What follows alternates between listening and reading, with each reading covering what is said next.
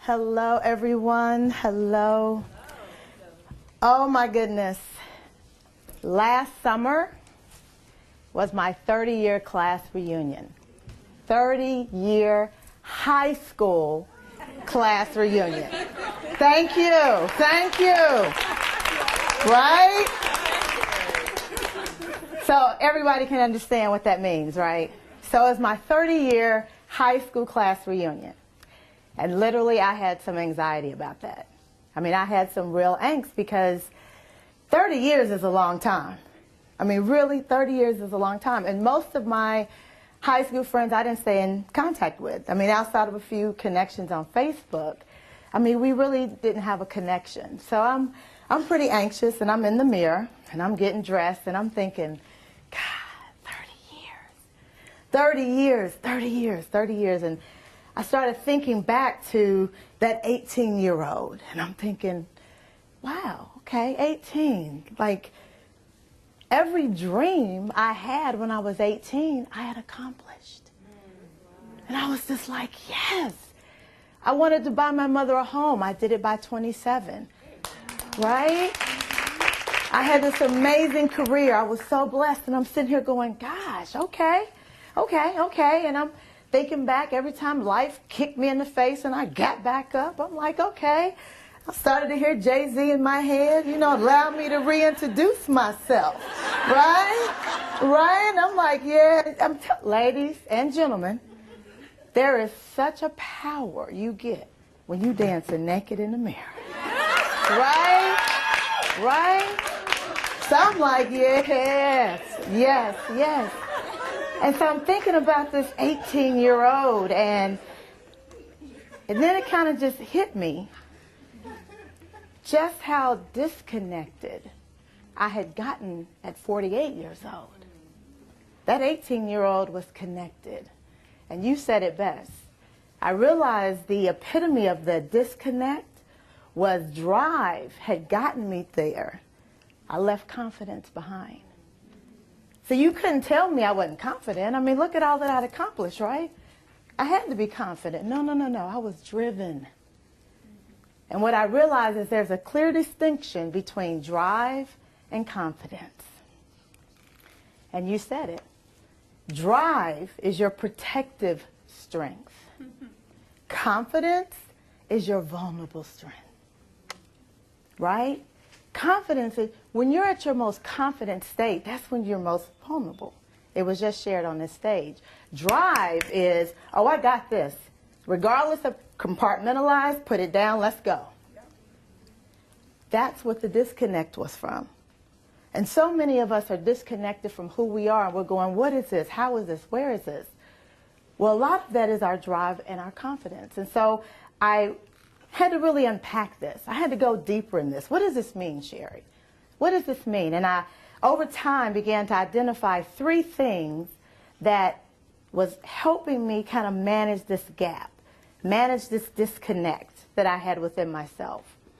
One of those things was, as it's already been said from the stage, I needed to give myself permission. But here's the thing, not just permission, Christine, to show up in the room like a duck. I needed to give myself permission to be me.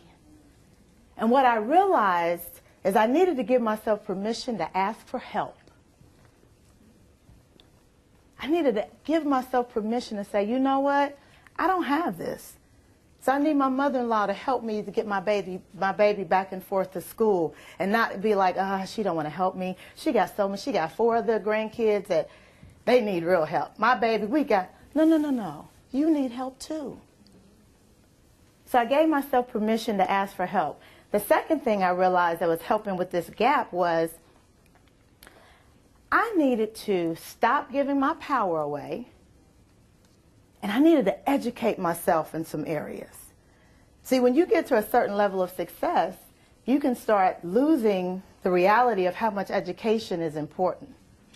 Because you got your college degree or you got your MBA, and you just get on the work path, the career path, and so you stop educating yourself.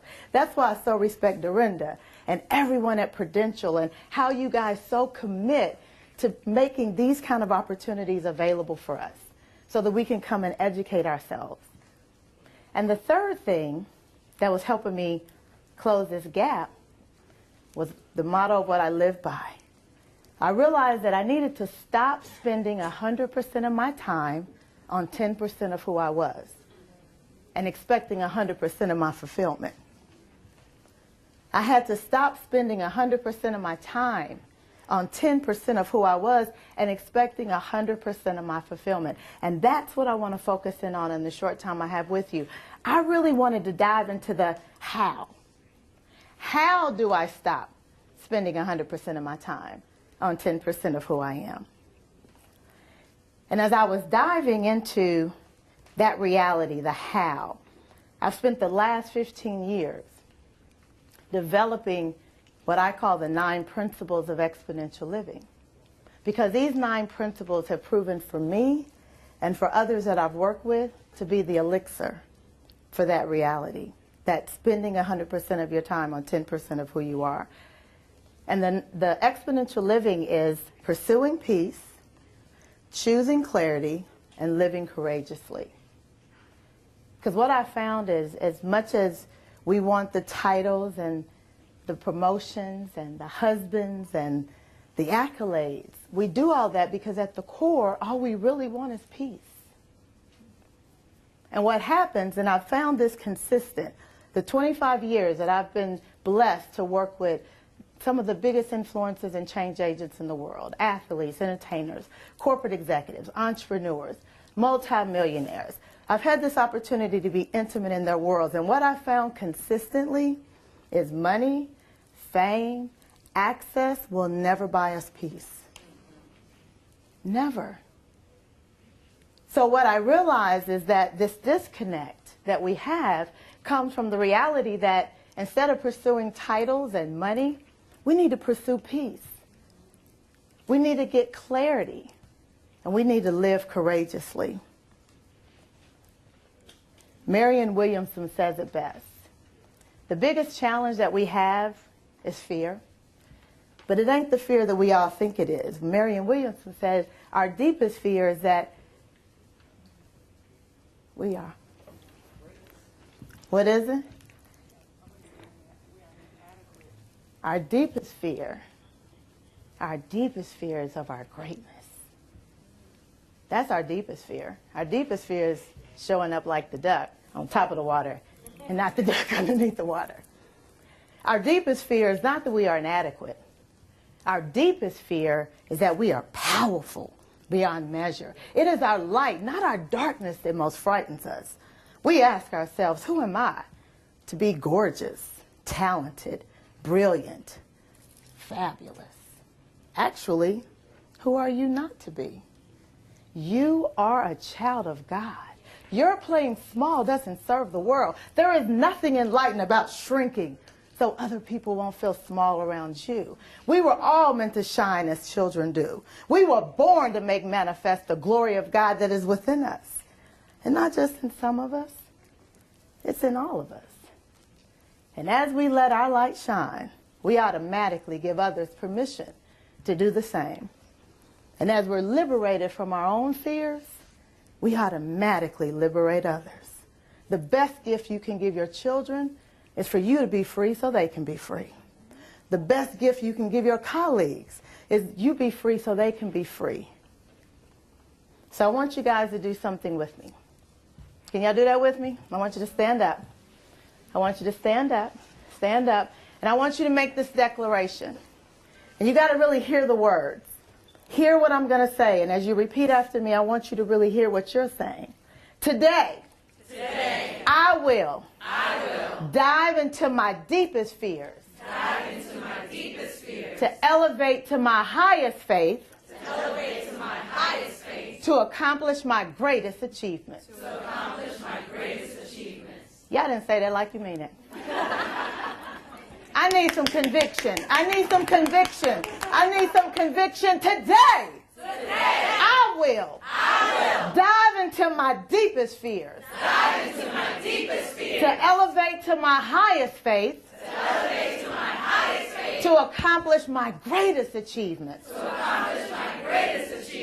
Let me tell you something. That declaration roots you in peace.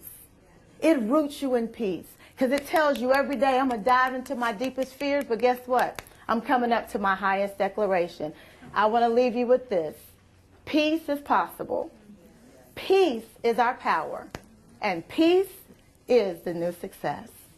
Thank you so much. Thank you. Thank you. Thank you. So that chair is low. It's low. It's so funny you say that. She says the chair is low. And Brandis and I were thinking about some of the things that we've been covering today, and we want to talk about lows. And, you know, with every entrepreneurial story, there's highs and there are lows. And sometimes it's hard for us to really come forward with the lows because we attach shame to it. But when that victory comes forward, we kind of forget about all of the lows and things that some of those movements, the sharpening process, the refining that gives us the ability to have victory. Ladies, girlfriends, yes. Who wants to share one of their lows and how they came out of it?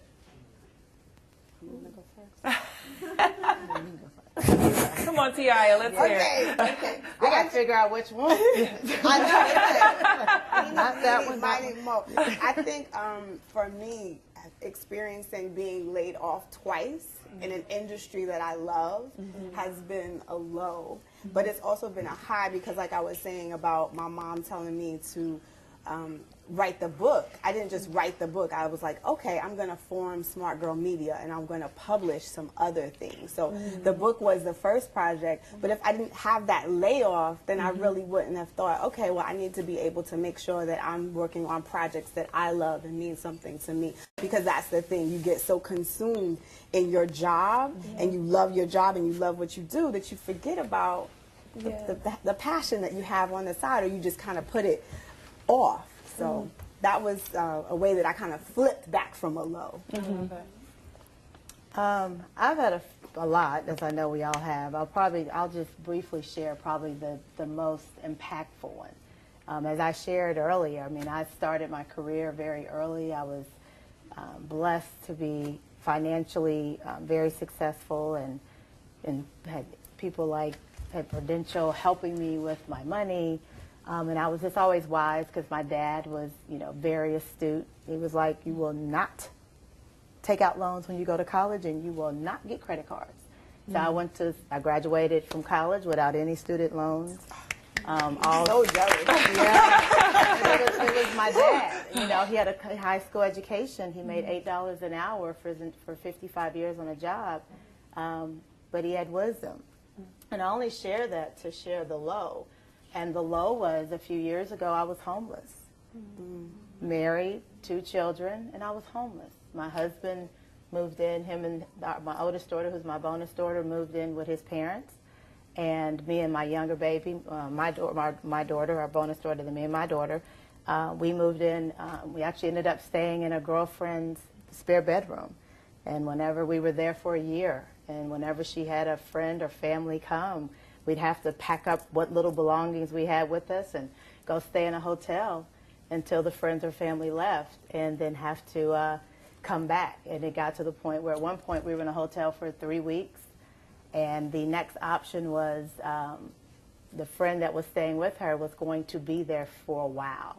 And she was just like, you know, if you have to come back, you and your daughter will have to sleep on the couch downstairs in the basement. There's a bathroom down there.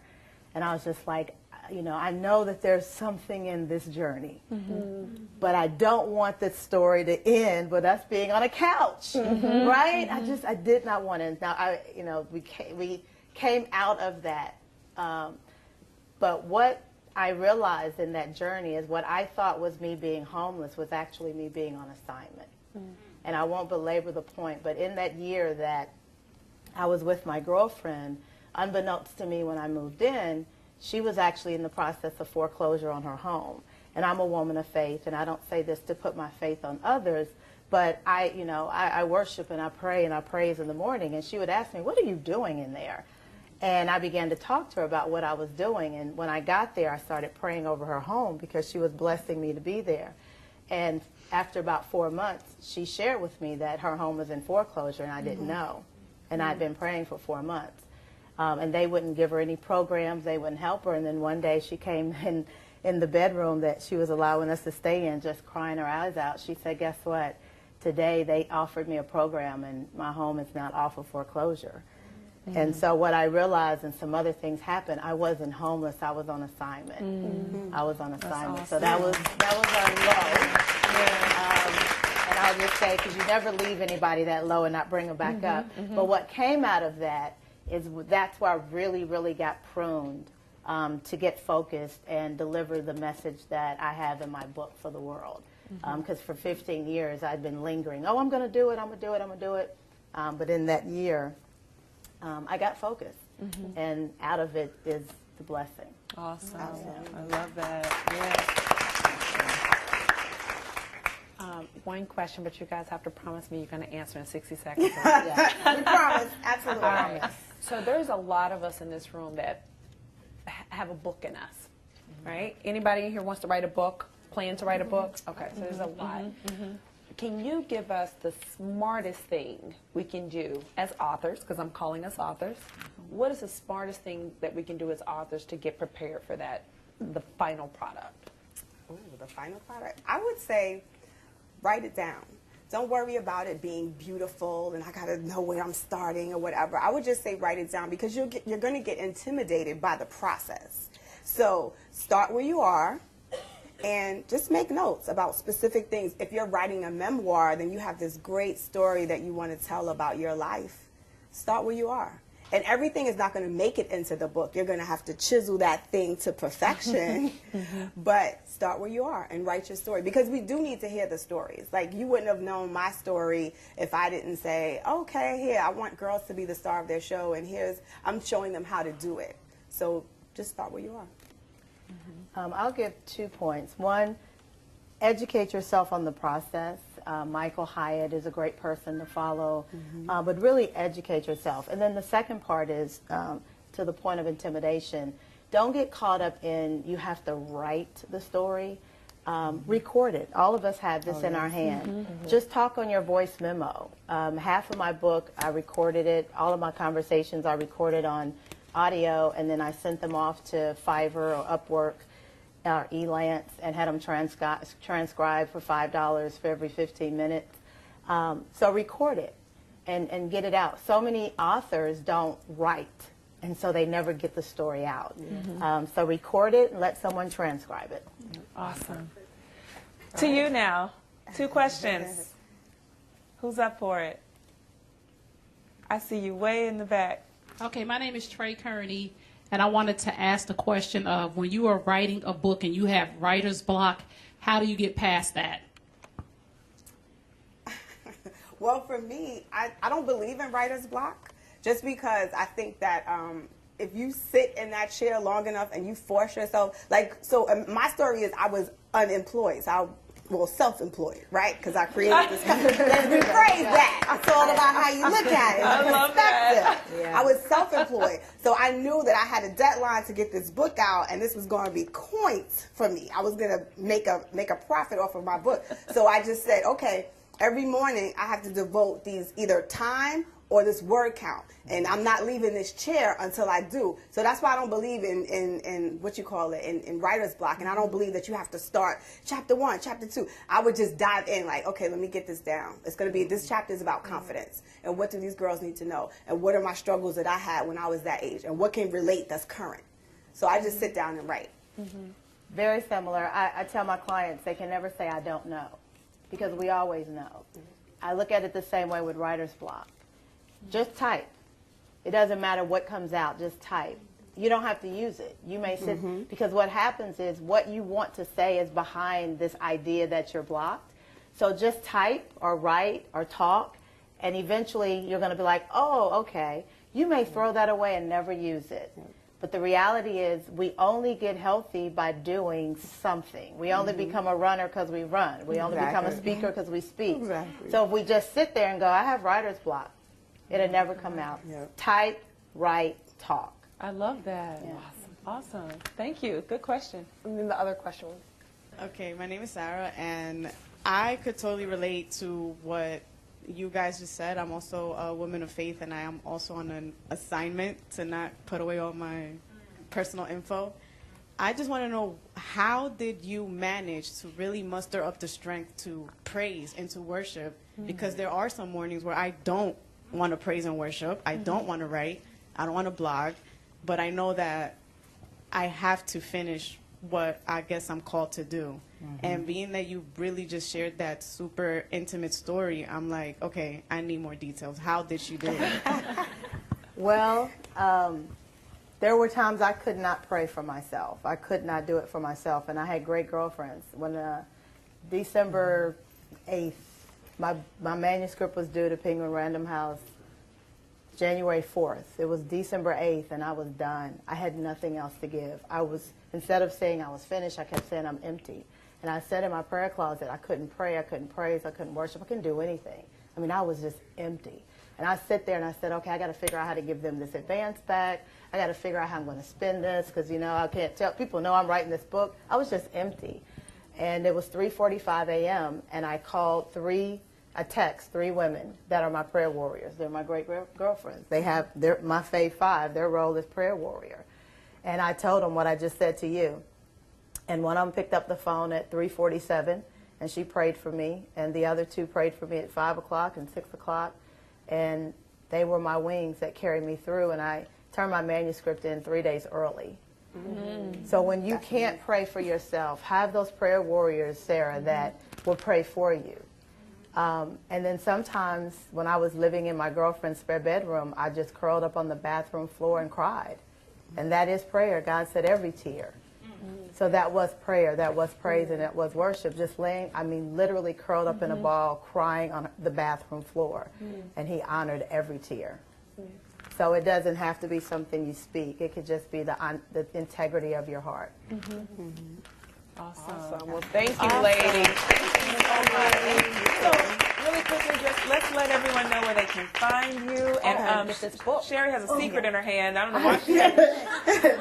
What girlfriend keeps secrets? But I mean, I don't know why she has to flash this beautiful. Let's give it up. This just came in hot off the Just presses, came and this is the advance copy. The version that comes out February 7th is hard copy, Kindle, and audiobook. I just found out 2 days ago that I'm having an audiobook. So, yes, praise God. And find me at Sherry, SHERIRILEY. That's Twitter and Instagram. And SherryRiley.com, DOTCOM on Facebook. And you can pre-order this now. And I don't know how far I can go, Dorinda. Can I? So I do have. There you go. Yes, thank you, Dorinda. But I do have, if you pre-order today, there is a special link. The book is $26, February 7th, Amazon, Barnes & Noble, all major retailers. But if you order today for this special group here, you get it for $14.82. Yes, so that is 800 CEO Read. No, it's a website, 800ceoread.com/Sherry Riley. And you'll get the 43% discount, $14.82 plus shipping for this room today. So 800, written out, 800 CEO, because we are the chief executive officers of our lives, right? Yes. Read, READ.com, and then Sherry Riley, 1 R and an I. And thank you, Dorinda. Thank you, great girlfriends. Thank you. Yes. Bestseller list. Hallelujah. Yes. Where can we find you? I am on Snapchat, Twitter, Instagram, and Facebook, and it's my name at TAIIASMARTYOUNG. So at TIASMART. You know, I try. Love it. Thank you so much. Thank you. Thank you.